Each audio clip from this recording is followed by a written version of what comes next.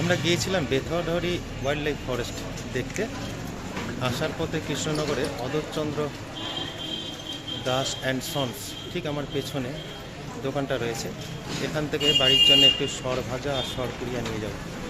এইখানকার সরভাজা এবং সরপুরিয়া হচ্ছে এরা হচ্ছে এর প্রতিষ্ঠাতা, মানে জন্মস্থান সরভাজা সরপুরিয়া। আর এরা হচ্ছেন কৃষ্ণনগরের বিখ্যাত বা নদিয়া বিখ্যাত বা ভারত বিখ্যাত, আপনি যেটা খুশি বলতে পারেন। অধরচন্দ্র দাস এখন এর বর্তমান প্রোপাইটার হচ্ছে গৌতম। এই যে এটা দেখছেন, এটা হচ্ছে সরভাজা আর পাশেরটা হচ্ছে সরপুরিয়া। দুটোই এখন বর্তমান মানে দাম হচ্ছে 650 টাকা করে কেজি।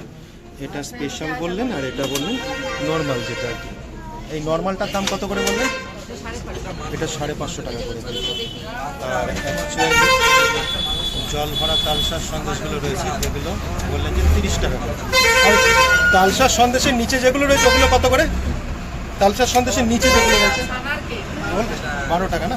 ওগুলো ছানার কেক আছে 12 টাকা করে। আর আপনারা রাবড়ি তৈরি করেন? রাবড়ি তৈরি করেন এখানে? রাবড়ি পাওয়া যায় না, বাদামের আজকে ফ্রুট মোয়া আছে, এক রসগোল্লা, ওগুলো খেয়েছি আমি। এগুলো হচ্ছে সরু চুবড়ি, কাটি সাপটা, হ্যাঁ, এদিকে হচ্ছে রসকদম্ব সন্দেশ, আচ্ছা রসগোল্লা, কালো জাম, নতুনকে বলে রান্ধাভোগ, এটা হচ্ছে ছানার জিলিপি। এই ল্যাংচাগুলোকে কি আপনার ল্যাংচাই বলেন? এগুলো কত করে পিস? বড়োটা 25 টাকায়। তাহলে এখানে এই ধরনের মিষ্টিগুলো পাওয়া যায়। অ্যাকচুয়ালি এই শপটা বিখ্যাত হচ্ছে সরভাজা সরপুরিয়ার জন্য। এটা হচ্ছে নদিয়া জেলার জন্মস্থান সরভাজা সরপুরিয়ার, এবং জন্মস্থানে জিনিস খাওয়াটার একটা আনন্দই আলাদা। হ্যাঁ, আর ইনি হচ্ছেন শপ ওনার। বর্তমানে যে প্রাইস লিস্টটা রয়েছে সেটা এখানে রয়েছে।